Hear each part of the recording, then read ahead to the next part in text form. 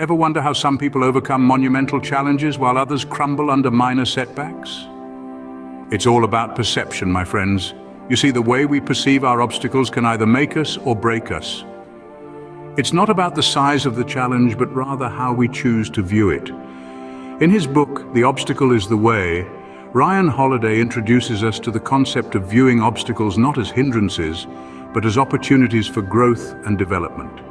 He suggests that we can transform our problems into stepping stones, taking us closer to our goals. One of the most poignant examples he shares is that of Thomas Edison. Edison's life was anything but easy. He encountered countless setbacks, but one instance stands out in particular. His laboratory, a place housing years of work and countless inventions, burnt down to the ground. A disaster by any measure, right? But not for Edison. He saw this not as a catastrophe, but as an incredible opportunity. Edison's response to this seemingly devastating event was, "There's value in disaster. All our mistakes are burnt up. Thank God we can start anew." He chose to perceive this incident not as a setback, but as a clean slate, a chance to start over and build something even better. This is the power of perception. It's not the obstacle that defines us, but how we perceive it. It's the difference between seeing a roadblock or a stepping stone, a setback or a setup for a comeback.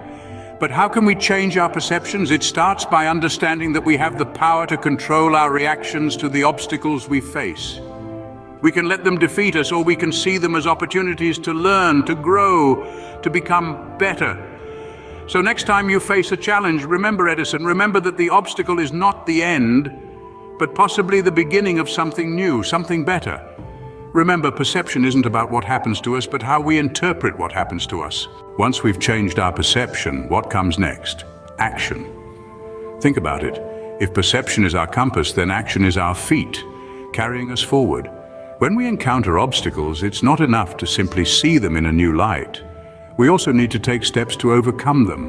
And that, my friends, is where action comes into play. You've probably heard of Amelia Earhart, right? She was the first woman to fly solo across the Atlantic. But did you know she was denied the opportunity to fly multiple times because she was a woman? Now she could have accepted this, changed her perception and thought, well, at least I tried. But she didn't. Instead, she took action. She persisted, she trained, and she flew. And in doing so, she broke barriers and changed the world's perception of what women could do. That's the power of action. It's not just about doing something for the sake of it, it's about taking calculated steps towards overcoming the obstacles in your path. But action isn't always easy, is it? It requires persistence. It demands resilience. Think of it as a marathon, not a sprint. You need to keep going even when your legs are aching and the finish line seems miles away. That's how Amelia Earhart did it. It's how every person who's ever overcome a significant obstacle did it. And let's not forget, action doesn't have to be grand. It doesn't need to be a transatlantic flight. It can be as simple as choosing to get up when you'd rather stay down, to speak up when you'd rather stay silent, to step forward when you'd rather step back. So remember, every step you take, every action you make, no matter how small, moves you further away from your obstacles and closer to your goals. Each action is a victory in its own right, a testament to your courage and your strength. So don't just stand there, do something. Even if it's small, it's a step forward. What fuels our actions? What helps us endure when the odds seem insurmountable? It's our will. Will, the essence of our being, is often the underestimated powerhouse in our quest to overcome obstacles. It's not just a fleeting emotion or a temporary urge, but rather a steady, robust force that propels us forward, even in the face of adversity. It's the unyielding determination that turns stumbling blocks into stepping stones. When we talk of will, we're not merely discussing a vague concept, but a tangible, potent force that's as real as the air we breathe. It's our inner compass, guiding us through uncharted territories, leading us to triumphs we thought were beyond our reach. Let's consider the story of Abraham Lincoln, the 16th President of the United States. Lincoln's life was riddled with hardships and failures. He lost his mother at a young age, failed in business, and was defeated in several political races. Yet he didn't let these setbacks deter him. His will, his unwavering resolve to succeed, helped him endure, persist, and eventually become one of the greatest leaders in history. What was it that allowed Lincoln to persist? It was his will, his deep-rooted belief in his purpose and his unflinching resolve to make a difference. His will became his shield, protecting him from the blows of failure and disappointment. and his sword, helping him carve a path through the wilderness of challenges.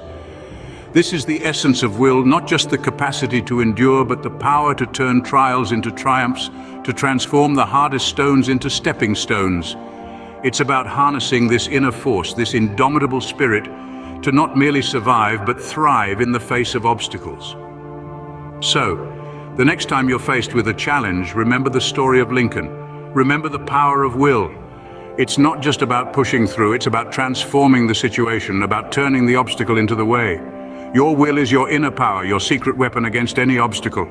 Now that we've learned about perception, action, and will, how do we apply these principles in our daily lives? First and foremost, let's talk about perception. The key here is to reframe our obstacles. Instead of viewing them as insurmountable barriers, we need to see them as opportunities for growth. When faced with a challenge, ask yourself, what can I learn from this? Or how can I use this to my advantage? Remember, how you perceive the world around you shapes your reality. Next, we have action. The first step is always the hardest, but it's crucial to get moving. Break down your challenges into manageable tasks and take the first step, no matter how small. Don't let fear or uncertainty stop you. As Mark Twain once said, the secret to getting ahead is getting started. Now let's move on to will. This is where endurance comes into play. Embrace the grind. Let your will be your guide when things get tough. When you're faced with setbacks, don't give up. Keep pushing forward. After all, a river cuts through a rock not because of its power, but because of its persistence. So how do we master these principles? Like anything in life, it takes practice and consistency. It's not going to happen overnight. Start small. Make a conscious effort to apply these principles in your daily life. Over time, you'll see a shift in your mindset and your approach to obstacles. Lastly, remember that these principles are interconnected.